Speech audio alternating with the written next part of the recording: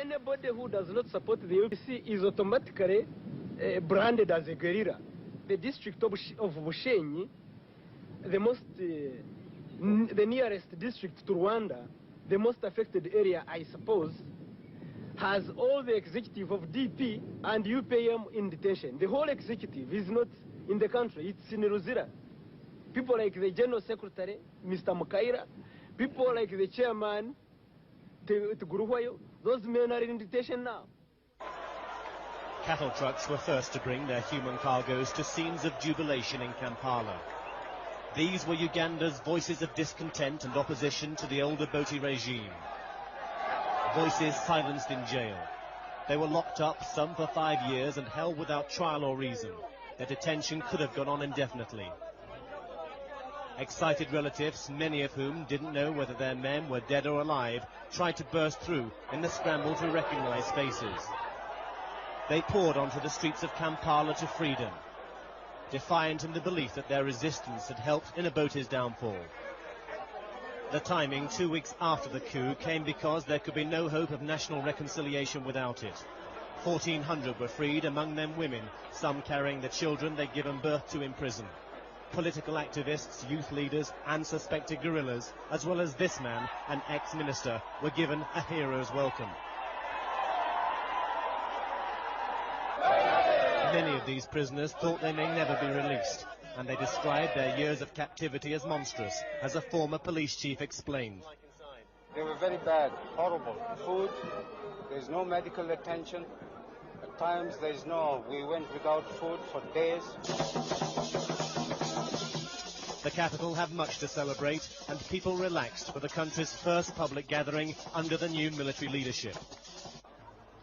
By agreeing to such an early release, the new head of state, General Tito Okello, may have succeeded in clearing the way for constructive peace talks.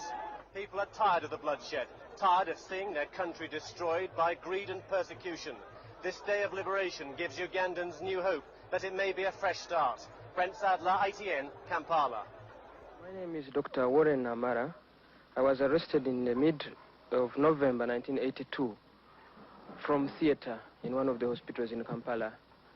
I was operating on a woman who had a problem of delivery, and some 2 men forced their way into theater. And they asked me whether I was Dr. Namara or another doctor. I asked them what they wanted, but they were not willing to listen to the story. So all they did, they grabbed me by my own armpits and threw me out to a waiting car, a UVO 192 Peugeot 43. And I have never known what happened to the lady I was operating on. I don't know even what happened to the baby, because this was supposed to be a cesarean section. So this was around 6:30 in the evening. I was taken to Makindye military police, and where I witnessed the most horrifying time in my life. Right? I was given only 5 minutes to give my name, and immediately I was thrown into a cell where I found about 85 civilian prisoners and about 20 soldiers. So inside the cell, I was removed of my spectacles, my shoes taken off, my shirt and my trousers, and I was left with an underpant. And in the middle of the night, I was called out again, beaten, whipped, and asked a number of other questions, some of which I did not understand. They asked me, what do you do? I told them, look, I'm a doctor, a medical doctor. I treat patients.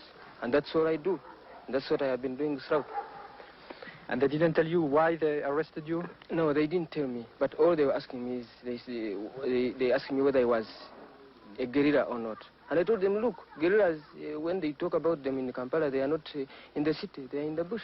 For hundreds, perhaps thousands of people, a journey along the dusty roads outside Kampala led to certain death. Villagers, through ignorance or fear, never really questioned why the soldiers came to such a remote place so often. Not until there was a stench of rotting flesh did they start moving closer to the truth. Now that there's more freedom to move, we discovered one place of execution.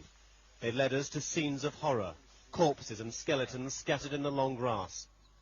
They're slowly beginning to unravel the full extent of killings and torture which the old regime had consistently denied. Here are the skeletal remains of at least a dozen people, men and women, whose bodies were left to rot.